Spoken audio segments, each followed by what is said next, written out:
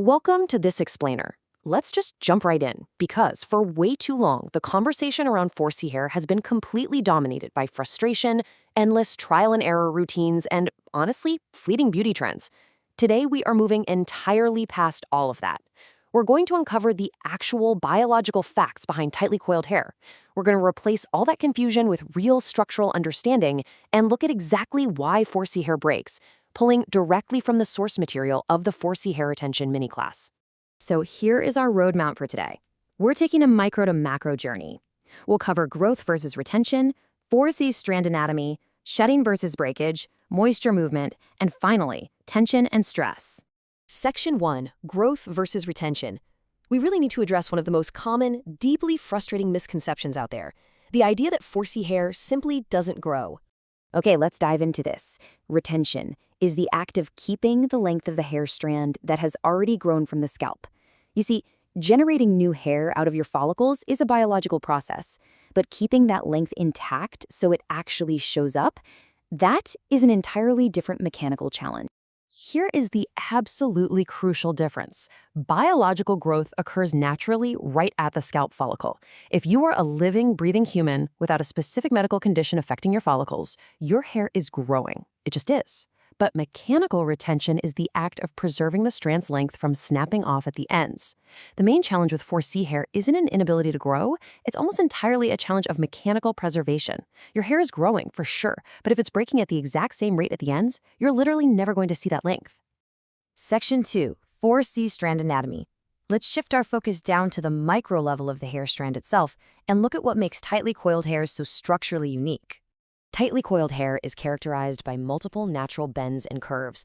Now, these bends are actually a marvel of human biology. They are exactly what give 4C hair its gorgeous, gravity-defying shape and volume. But from a pure physics and biology standpoint, every single curve is a potential weak point.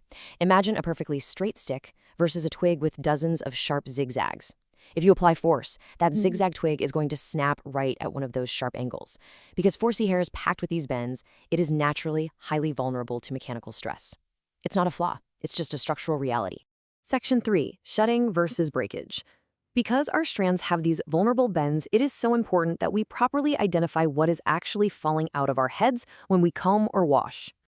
Normal shedding happens when hair falls from the follicle naturally. You will actually see a tiny white root bulb attached at one end. That just means the hair simply completed its natural life cycle and made room for a new strand. Hair breakage, however, is when the strand snaps at one of those weak points we just talked about. There is no white bulb, the ends look frayed or blunt.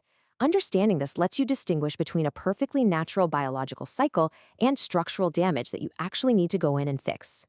Section 4, moisture movement. Let's zoom out slightly. How do those tightly coiled bends affect daily hydration and the overall environment of the scalp? Well, think of a straight hair strand like an open, straight highway. Natural oils from the scalp can slide right down it very easily. But 4C hair, it's a winding, curved mountain road. It is an incredibly difficult path for natural scalp oils to travel down. And because of this, the mid-lengths and ends of 4C hair experience rapid dryness.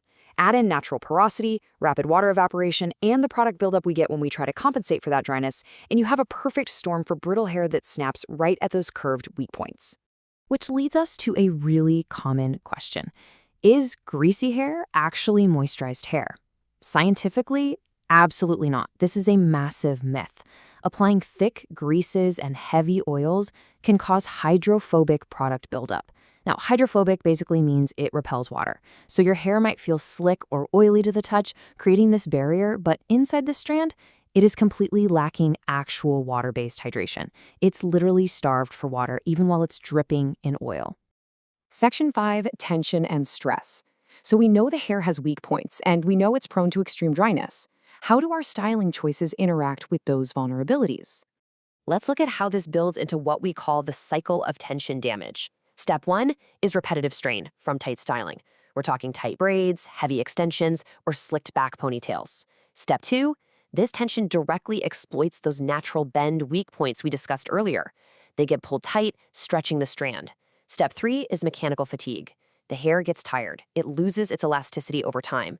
And finally, step 4, the strand just snaps, leading to thinning edges, broken crowns, and lost retention. You're quite literally pulling the structure apart.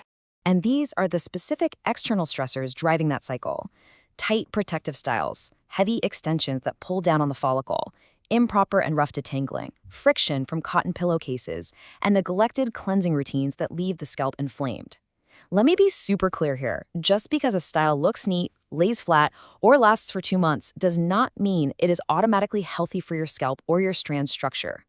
Actually, silent breakage happens most often in the very styles we think are protecting us. I want to read this quote to you, and I want you to really absorb it. 4C hair is not weak hair. It is structurally unique hair that requires different handling methods than straighter textures. This fundamentally reframes everything, doesn't it? You do not have bad hair. You don't have defective hair that needs to be fixed or forced into submission. You have structurally unique hair. And once you approach it with academic respect and mechanical care, your retention completely changes. As we wrap up this explainer, I want to leave you with this core principle. Healthy retention begins with understanding how tightly coiled hair actually functions. We've looked at the biology, the structure, the bends, the moisture movement, and the physics of tension. So my final question to you is this. Now that you understand the biological science of your own crown, what is the very first thing you are going to change about your daily routine tomorrow morning? Thank you so much for learning with me today, and keep exploring the science behind your style.